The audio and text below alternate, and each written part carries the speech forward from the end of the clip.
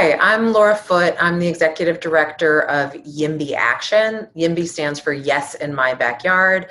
You've probably heard of NIMBYs, Not in My Backyard, who, it's in the name. They say they don't want, especially housing, built in their backyards. And so we're forming a movement, organizing to say we need more housing. We need more housing of every kind. And we especially need it in every community. Places where the prices are high, that is where the market is telling us we need to be building more housing.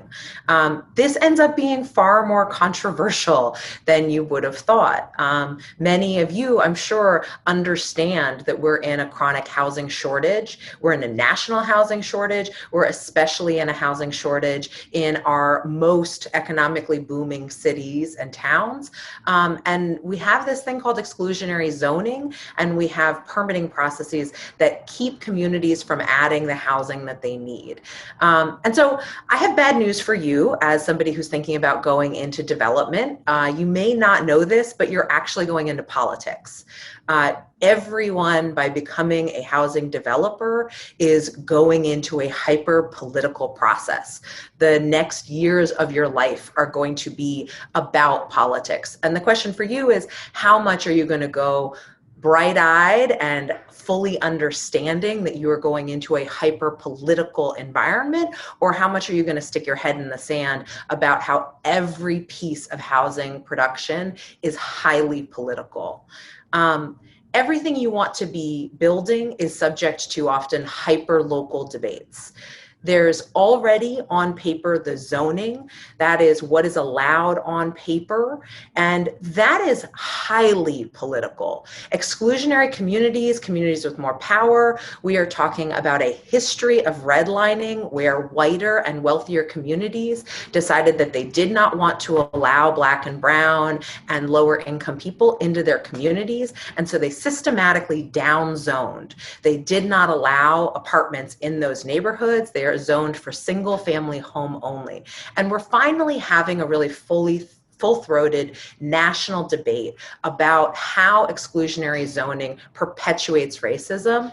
And for you all, you're in a tough spot because every part of our political system around housing development means that where you're trying to innovate and do interesting things is where there would be so much opportunity unlocked by building innovative and affordable housing in these communities of high opportunity. That is where it is the politically most challenging to get that built. And so you're in a position where the finances are often incentivizing either sprawl, so that's where no one can object to your project. The other great place where innovation happens is on toxic waste dumps. So remediation, and then you get to do something interesting and also have to worry about, is everyone living in that going to get cancer eventually? And then the third place where innovative things happen is in communities of least resistance. And that means historically redlined areas. That means places where they have less political power historically in order to stop development. And that just sucks. That sucks. And so the question for you all is, okay, am I going to just lean into that political problem and sort of, okay, we're just going to become a sprawl developer because people out in the countryside don't object to new housing as much and know that we're going to do some interesting things with solar panels, but actually the type of construction that we're legally allowed to build out here is just going to cause more global warming because people are going to be living in sprawl. Are we going to do really expensive construction types to do remediation and to bring formerly toxic areas back to life? I think that's like interesting and good to do. Or are you going to do the extremely politically horrible experience of trying to build in a historically disinvested in community, a formerly redlined community, and say, well, we'll bring a lot of bells and whistles and try to get this low-income community on board with this? Or are you going to get more involved in the overall politics of this? Are you going to say that actually, while we're going to try to build housing and address this chronic housing shortage, we also need to recognize that we are political actors and that we can't just not get involved, that you are already involved. You've been drafted.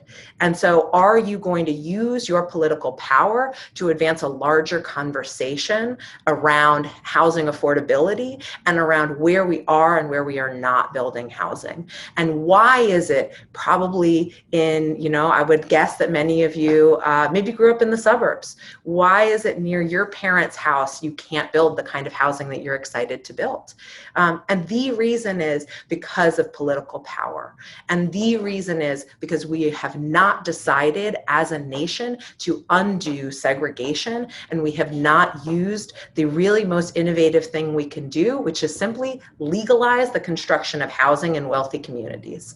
And so I hope all of you spend maybe like 5 or 10% of your time getting involved in your local politics, getting involved in national politics, and recognizing that you're already going to be involved in local politics. Many of you are going to work for companies that donate to local elected officials in order to get your projects through the process, especially if you're doing something innovative.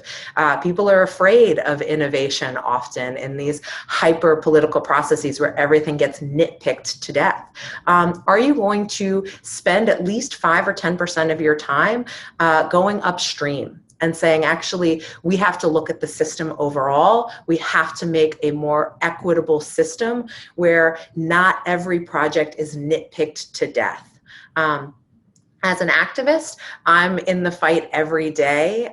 We fight on project by project. We fight for big legislative changes that make it easier to build all kinds of housing. And we also have a nonprofit that sues because there's so many unwritten rules in housing development. And when you're trying to do something innovative, you're going to come up against those unwritten rules over and over and over again. And an unwritten rule is often illegal. So we do lawsuits in order to enforce the laws that are on the books. Everyone can say, in general, we need more housing. We need to do a lot more to get that housing built. I want to build a world where you all have the ability to actually do something interesting in land use, because right now, the way that our systems are set up, they disincentivize doing anything interesting in architecture ever again. We have a lot of systems that are saying play it safe. And so spend, 5 or 10% of your time saying we need a new world where housing is abundant, affordable, and exciting. So thanks so much.